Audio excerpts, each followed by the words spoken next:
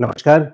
इस वीडियो में हम देखेंगे मेष लग्न यानी एरीज एसेंडेंट वालों के लिए अगस्त 2025 का महीना कैसा रहेगा। 28 जुलाई से 13 सितंबर तक लग्नेश मंगल आपके छठे भाव में है।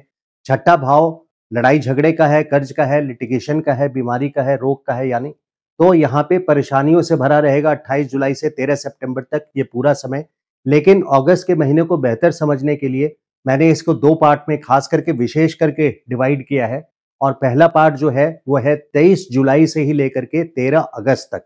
23 जुलाई से 13 अगस्त तक मंगल उत्तर फागुनी नक्षत्र में है, जो कि सूर्य के नक्षत्र में है।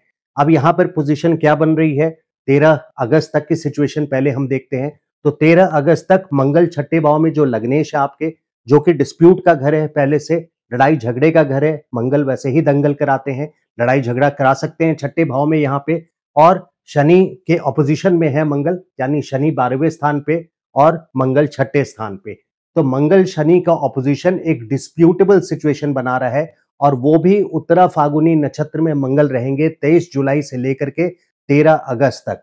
तो ये 23 जुलाई से 13 अगस्त तक, यानी 13 अगस्त पहला 13 दिन अगस्त का जो है उत्तरा फागुनी नक्षत्र यानी सूर्य के नक्षत्र में रहेंगे मंगल। तो सूर्य के नक्षत्र में यहाँ तीनों तत्व मिल जाते हैं। सूर्य यानी अग्नि, फायर, और मंगल है सल्फर, कैटलिस्ट, किसी भी चीज को एक्शन देना, और ये है लोहा, लेड। तो अगर आप बॉम्ब का निर्माण करते हैं, किसी भी बॉम्ब को, यानी एक एक्सप्लोसिव सिचुएशन यहाँ पे आ रही है 23 जुलाई से लेकर के 13 अगस्त तक।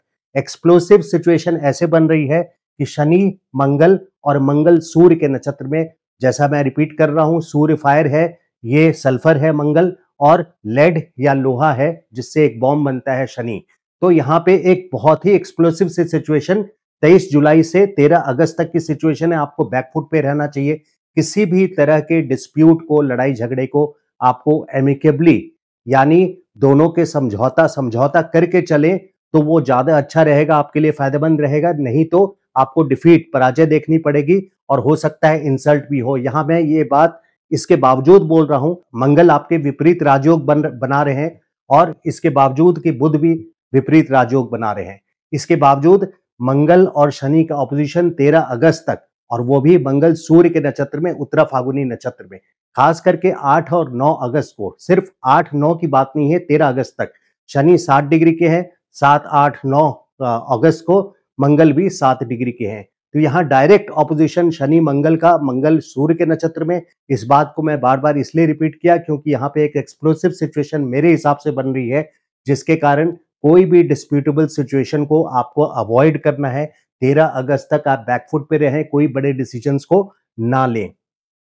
यहाँ पे देखने वाली बात होती है कि शनि आपके कर्म के स्वामी है, यानी प्रोफेशन के स्वामी है, लॉर्ड है, करियर के स्वामी है, कर्म क्षेत्र के स्वामी है। व्यापार हो या बिजनेस हो, वहां पे भी कोई डिस्प्यूट हो सकता है। और उसके अलावा अगर आप मैरिड हैं तो शुक्र भी 1 तारीख से 12 तारीख तक आर्द्रा नक्षत्र में है, आपके तीसरे भाव में, मिथुन राशि में शुक्र है।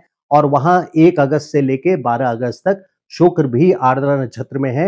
आर्द्रा के देव हैं रुद्र, यानी आंधी तूफान का रूप। शिव जी का जो आंधी तूफान का रूप है, रुद्र का रूप, वो आर्द्रा नक्षत्र, उनसे रिलेशन है आर्द्रा नक्षत्र का। और आर्द्रा नक्षत्र के देव है राहु। तो यहाँ पे आपकी एक डिस्प्यूटेबल सिचुएशन बन रही है। शुक्र यानी स्पाउस और इनकम से रिलेटेड भी 1 अगस्त, 1 अगस्त से लेकर के 12 अगस्त तक, 13 अगस्त तक जो मैंने डेट बताया है। तो शुक्र क्योंकि आपके 2nd हाउस के स्वामी हैं, और 7th हाउस के, जाय स्थान के, पति या पत्नी स्थान के स्वामी हैं। तो अगर आप मैरिड हैं तो हो सकता है कि मैरिड लाइफ में कोई डिस्प्यूटेबल सिचुएशन खड़ी हो जाए, या फिर उसके अलावा आप कर्म क्षेत्र में भी, क्योंकि शनि के साथ अपोजिशन है, तो कर्म क्षेत्र में ये पोजीशन बन रही है कि प्रोफेशन, स्पाउस या इनकम से रिलेटेड, ये तीनों पॉसिबिलिटीज हैं जहां पे डिस्प्यूट ये। लेकिन 13 अगस्त तक आपको विशेष करके सावधानी बरतनी चाहिए। अब 13 अगस्त से लेकर के 13 सितंबर तक, 13 सितंबर तक मंगल छठे भाव में ही रहेंगे,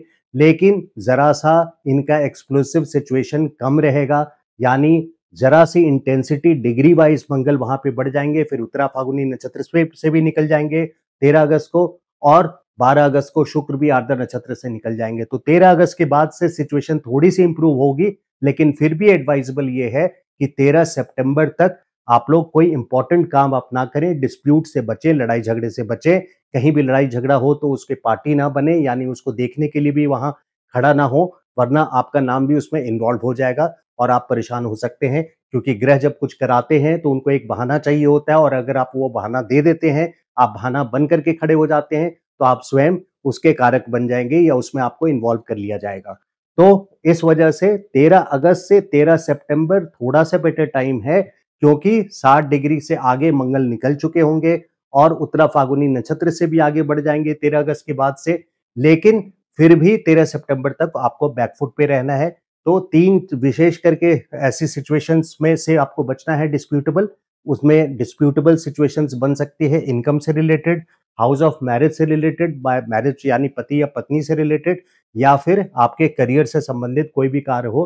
तो ओवरऑल आपको 13 सितंबर तक कोई भी इंपॉर्टेंट डिसीजंस हो आपके, कोशिश कीजिए कि 13 सितंबर के बाद से लेकर के 13 सितंबर से 27 अक्टूबर तक, जब मंगल आपके 7वें स्थान पे रहेंगे यहाँ पे, तो ये फेवरेबल हाउस रहेगा। तो अपने सारे प्रोफेशनल और अनप्रोफेशनल के अलावा भी जो पर्सनल आपके बड़े डिसीजंस हैं, उसको 13 सितंबर से लेकर के 27 अक्टूबर के बीच में ही आप उसको इम्प्लीमेंट करें, लागू करें या उसको एक्शन में लाएं, तो आपके लिए बेटर सिचुएशन है। आपके पिता के लिए भी शनि की 10वीं दृष्टि नवम स्थान पे पड़ रही है, पिता का स्थान, और मंगल की चौथी दृष्टि भी 1, 2, 3, 4 नवम स्थान पे पड़ रही है।